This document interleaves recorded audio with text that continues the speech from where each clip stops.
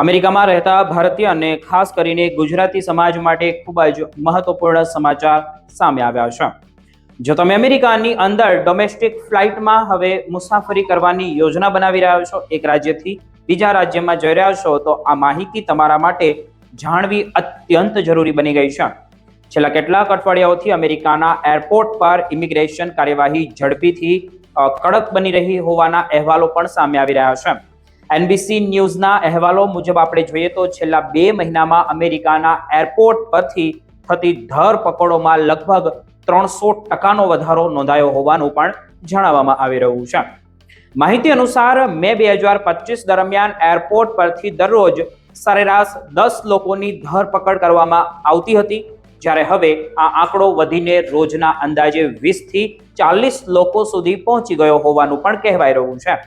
સાચું શું છે તેમની આપણે વાત કરીએ અને શું થવાનું છે તેની પણ વાત કરીશું।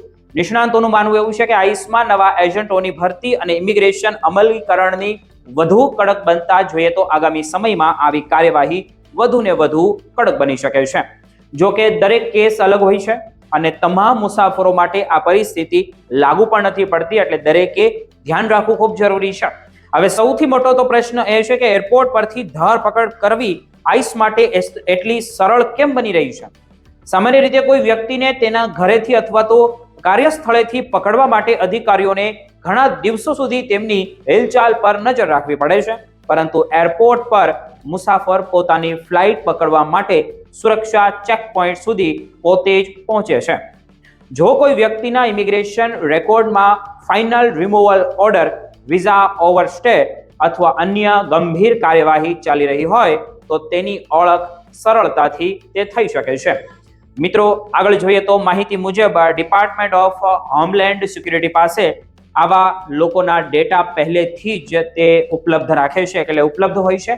જ્યારે કોઈ મુસાફરે અમેરિકાની અંદર ડોમેસ્ટિક ફ્લાઇટ માટે ટિકિટ બુક કરે છે ત્યારે જ તેની વિગતો સુરક્ષા પ્રક્રિયાનો ભાગ તરીકે સિસ્ટમમાં આવે છે।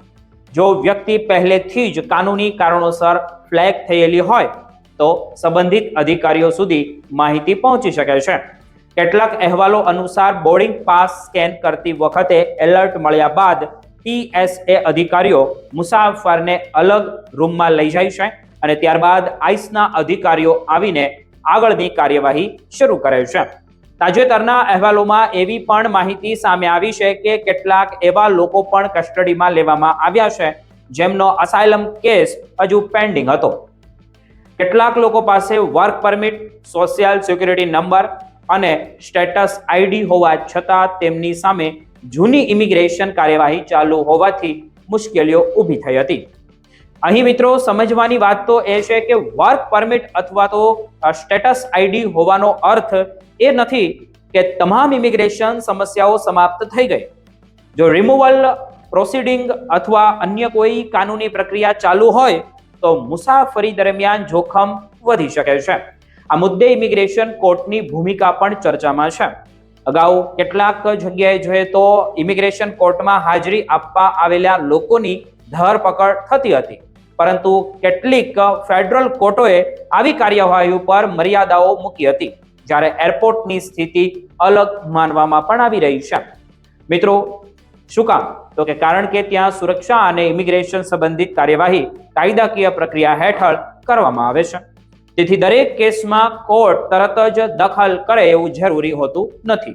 મહત્વની વાત તો એ પણ છે કે છેલ્લા કેટલાક મહિનામાં એવા લોકો પણ કસ્ટડીમાં લેવામાં આવ્યા છે જેઓ 5 થી 10 વર્ષથી અમેરિકામાં રહેતા હતા અથવા અગાઉ અનેક વખત ડોમેસ્ટિક ફ્લાઇટમાં મુસાફરી કરી ચૂક્યા હતા।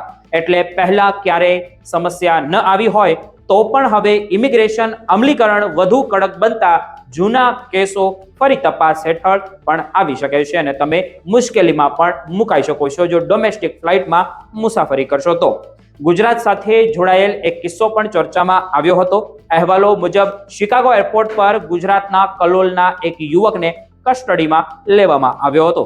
જણાવવામાં આવ્યું હતું કે તેનો સ્ટુડન્ટ વિઝા સમાપ્ત થઈ ગયો હતો, છતાં તે અમેરિકામાં રહીને નોકરી કરી રહ્યો હતો। ત્યારબાદ તેને આઈસ કસ્ટડીમાં રાખવામાં આવ્યો હતો અને પરિવાર દ્વારા કાનૂની પ્રયાસો છતાં તેને ઝડપથી મુક્ત કરવાનું સરળ બન્યું નહોતું। આ એક વ્યક્તિગત કેસ છે અને દરેક કેસનું પરિણામ જોઈએ તો અલગ હોય છે. નિષ્ણાતોનું એવું માનવું છે કે જો કોઈ વ્યક્તિ સામે ફાઇનલ રિમૂવલ ઓર્ડર હોય, ઇમિગ્રેશન કોર્ટનો કેસ ચાલુ હોય અથવા વિઝા સ્ટેટસ અંગે કોઈ શંકા હોય તો ડોમેસ્ટિક ફ્લાઇટમાં મુસાફરી કરતા પહેલા અનુભવી ઇમિગ્રેશન વકીલની સલાહ તો લેવી જ રહે છે. સોશિયલ મીડિયા પર ફરતી દરેક માહિતી હોય તે સાચી હોય એવું જરૂરી હોતું જ નથી.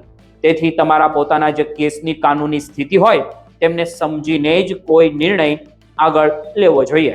હાલમાં અમેરિકામાં ઇમિગ્રેશન નિયમોનું અમલીકરણ વધુને વધુ કડક બનતું હોવાથી અથવા તો કડક બનતું જોવા મળી રહ્યું છે. આવા સમયમાં સાવચેતી થતા યોગ્ય કાનૂની માર્ગદર્શન જ સૌથી મોટી સુરક્ષા સાબિત થઈ શકે છે.